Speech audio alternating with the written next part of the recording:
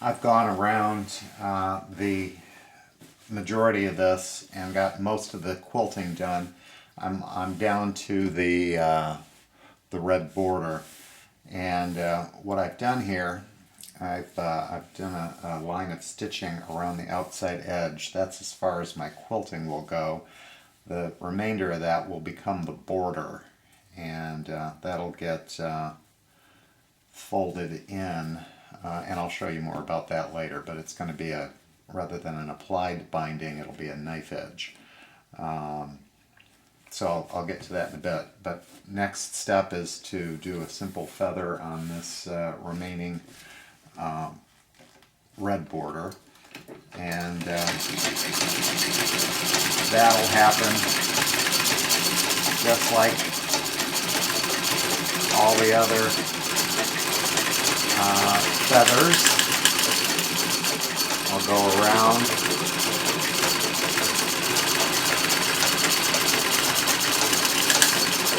and in this case I'm going to do all one side, and then I'll come around and do the other.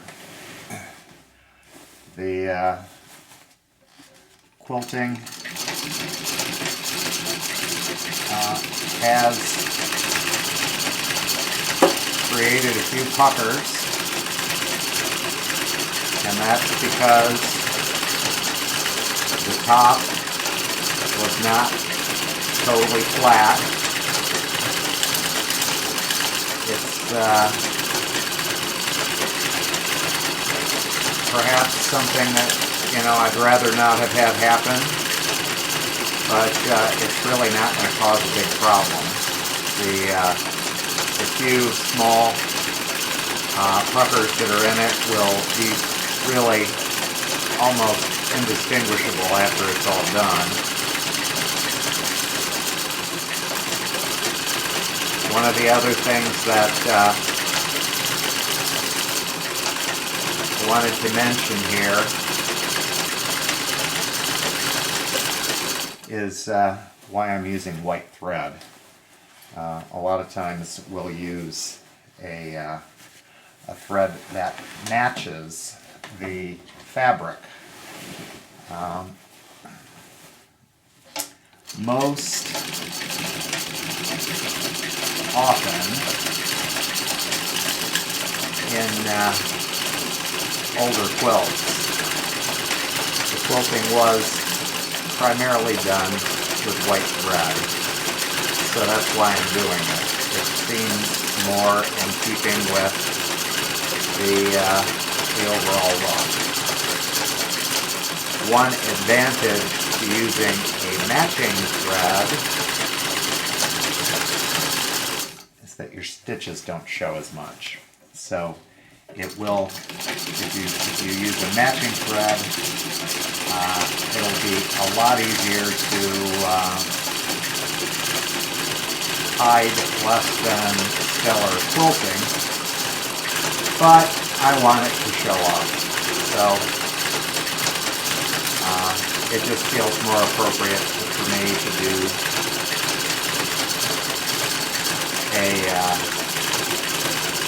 a white thread in this particular quilt. Now I'll go around, I'll go around and do all of that. Then I'll come back around the other side and do the other half of the feathers, and that will complete the border. So I'll get busy on this. It's a lot of space to go around. I got 90 inches to go around on 4 sides, and then I have to come back and do it again on the other. So I'll come back in a bit and show you the next step after I get it done. Well, I'm nearly around, but I ran out of bobbin, and I thought you might, not sure how the last time I showed how this works, if it was very clear. So the bobbin goes into the little spring mechanism here. I I usually leave the machine threaded when I do this. Rather than unthread the whole thing, I just leave the thread there. The end of the thread goes in behind that the end of that.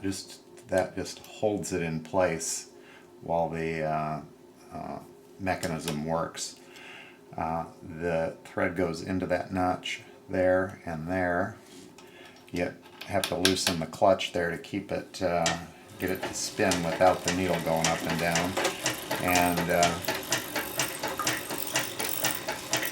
treadle away, and it goes back and forth. The problem is some replacement bobbins, not the original Singer manufactured bobbins, are a tiny bit shorter, and this lever, the whole mechanism is designed for the exact length. But if the bobbin's a little bit shorter, you get uneven winding, and the thread will build up more on one side than on the other. It can cause problems. It can make the thread get tangled, or it build up higher on one end and not on the other. So it's a little harder if you don't have the original Singer bobbins, but you can make it work. I don't know if you can see this. Those are the same. And I don't have a reproduction here, so I can show you that they're shorter, but trust me, they are. Anyway, so the bobbin case has a slot along the side. This point is what goes behind the needle and creates the stitch. Anyway, it goes in and down the slot, and then back up, give it a little tug, and it'll go behind that little thing there. That's how the tension is put on the bobbin thread. So we go into the bobbin carrier, and give it a little, got to tighten that up. There we go.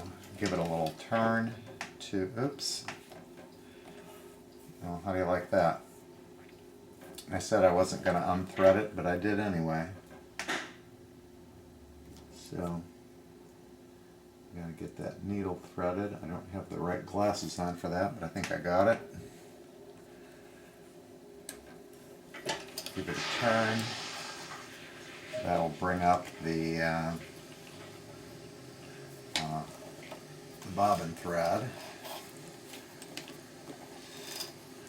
Now I've got a big mess. Okay, now we're ready to sew again. Remember to close that plate too.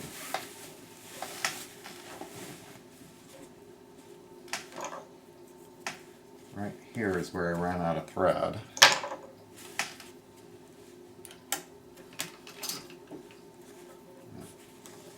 Bring that bottom thread up.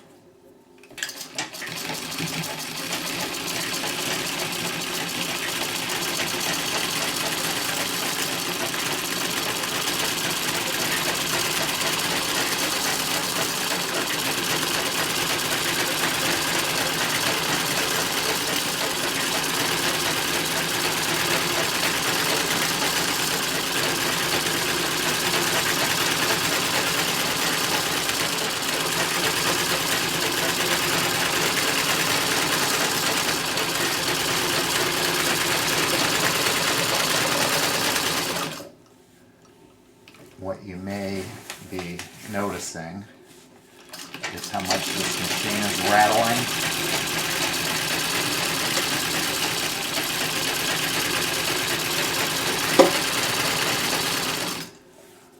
I've got a uneven floor, and I need to I need to balance the base so that it doesn't rattle so much. It's really, honestly, it's not, the machine is not as loud as what it's sounding like on camera.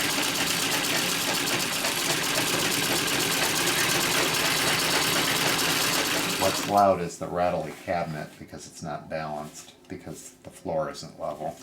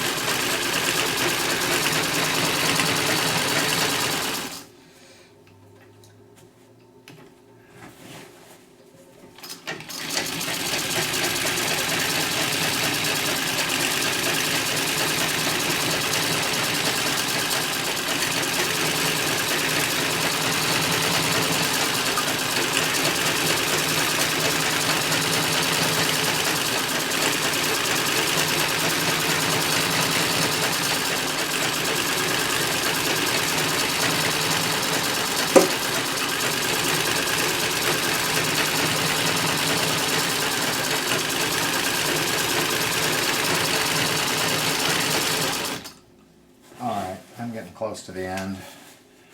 Earlier I mentioned that I had some puckers. You can probably see it there and there, and in a few other places.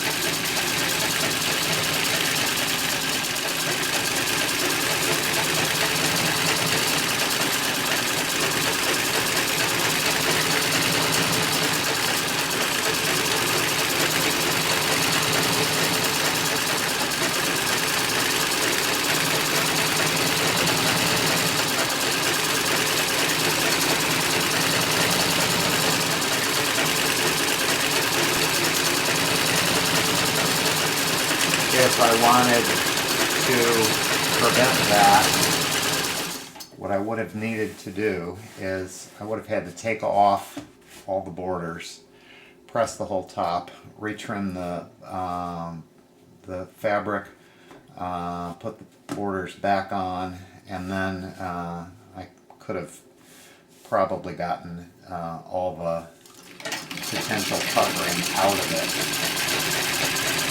I didn't, because I really didn't think it was going to be worth it.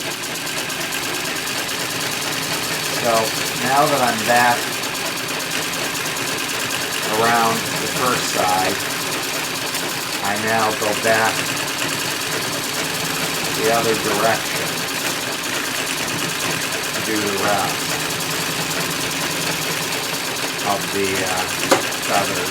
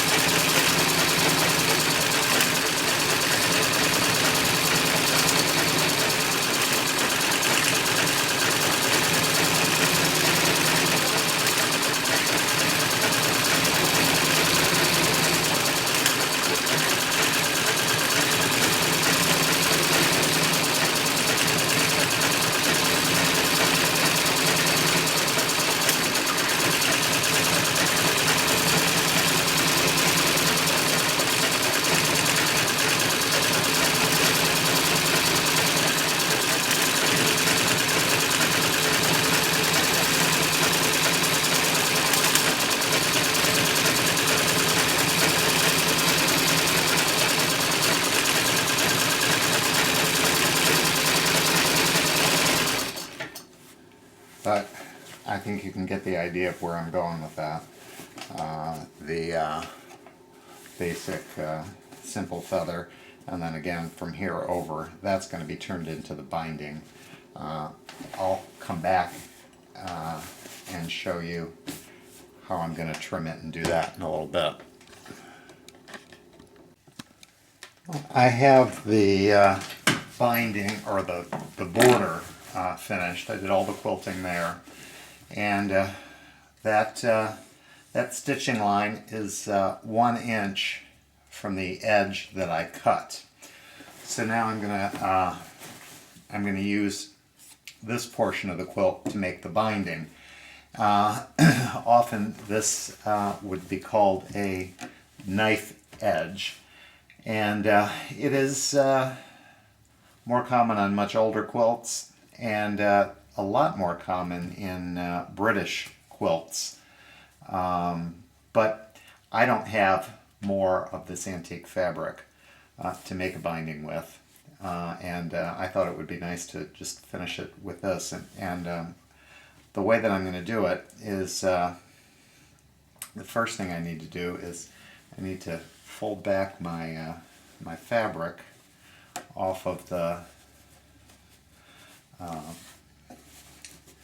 top here. Now I need to cut the batting a little bit shorter, and I'll show you why in just a second. So I'm going to split this batting from 1 inch down to 1/2 inch, and I'll be more careful and do it real accurately as I go, but just to give you the idea here before I do it. So then the next step is I'm going to take the backing fabric and fold it over the batting, and then the top will get folded over like that. So you see I have the backing is encasing the batting like that, and then this gets folded over like this, and then it gets a row of top stitching right along the edge, and that becomes the binding. I'm gonna spend some time trimming the batting and getting it nice and even. Then I'm going to go to the ironing board and I'm going to press that backing over and get it nice and crisp. Then I'm going to press that top edge over, then I'll sew it. But that's going to be the way that edge turns into a finish for the edge, rather than an applied binding. It's going to be my version of a knife edge. Some quilts, they will do the same thing, but then with they'll, instead of machine top stitching it, which is more common I think in British quilts, or sometimes not. Anyway, instead of top stitching, they will do a blind hand stitch, blind stitch across there, so that there's no visible stitching. But I think the top stitching looks fine, so that's how I'm going to do it.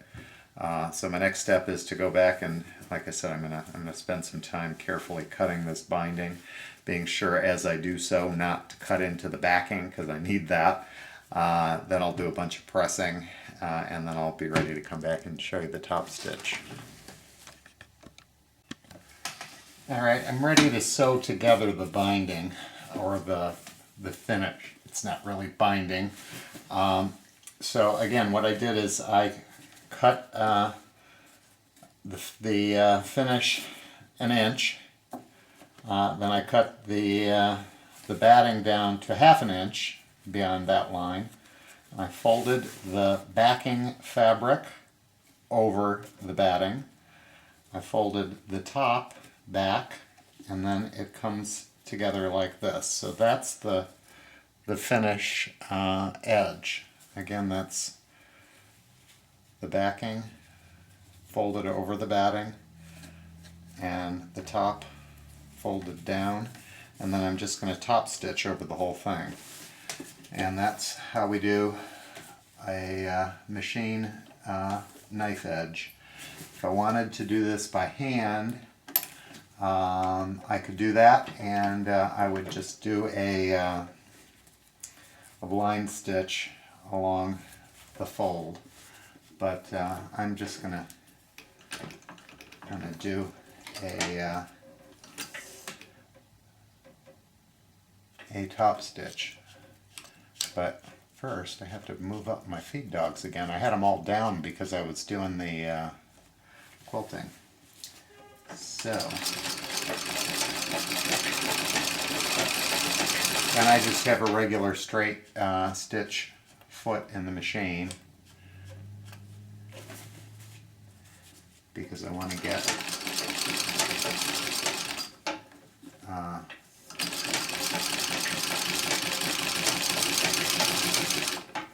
right along the edge.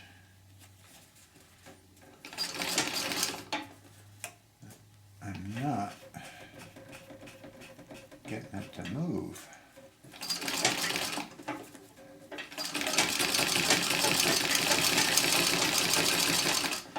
I'm not sure why. Maybe I got this wrong.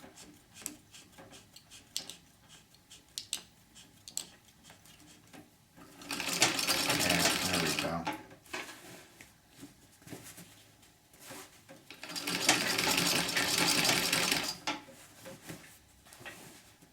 I so rarely reset the stitch length.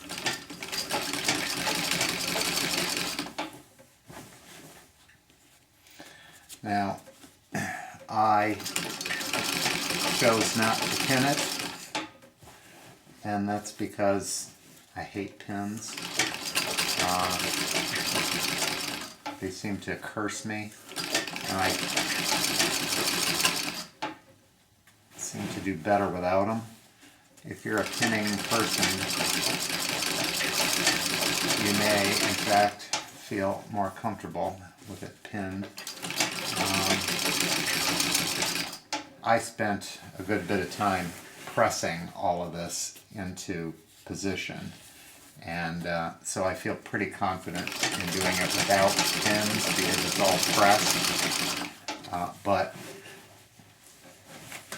I may, as I'm going around here, I'm seeing that it's, you know, it may start unfolding itself to the point where I need to go back and pop in a few pins to keep it going where I need it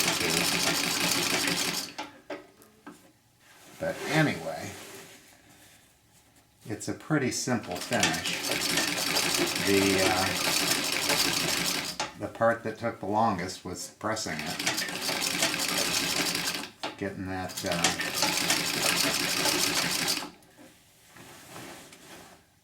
folded over the backing and getting this pressed correctly. It takes some time.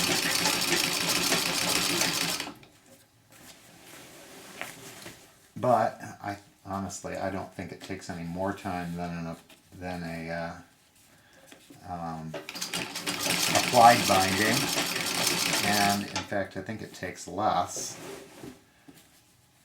and it doesn't require extra fabric. The only thing that you have to remember about the amount of fabric that it takes is you need to leave enough unquilted space so that you have an inch of unquilted fabric at the edge that you can use to make that binding with. So, several times I've thought about doing this binding finish, but then realized, no, I quilted way too close to the edge. I couldn't do it. So this time I remembered ahead of time, marked a 1-inch line along the edge so I would know where I had to be sure to stop. It makes a difference.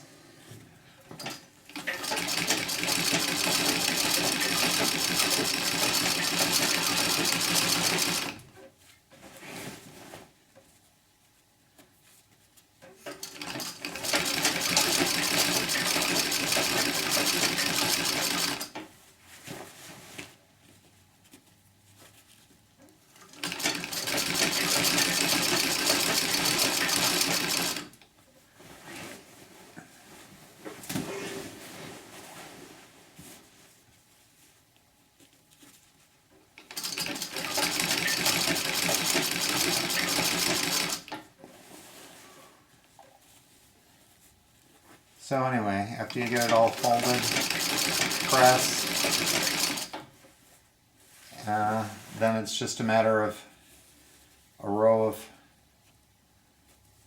top stitching to seal it all together. And after I get around this with that top stitching, I'll be putting it in the washer and the dryer, and then I will show you what it looks like all finished. So, back soon with the finished product.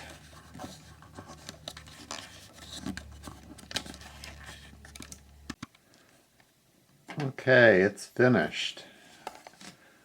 I got the binding completed. I don't know if you can see the way that knife edge treatment turned out. The backing and the front folded in to create a nice finish. The border quilting, it's harder to see on the other parts. If I turn it, maybe you can see it's better. Let's see.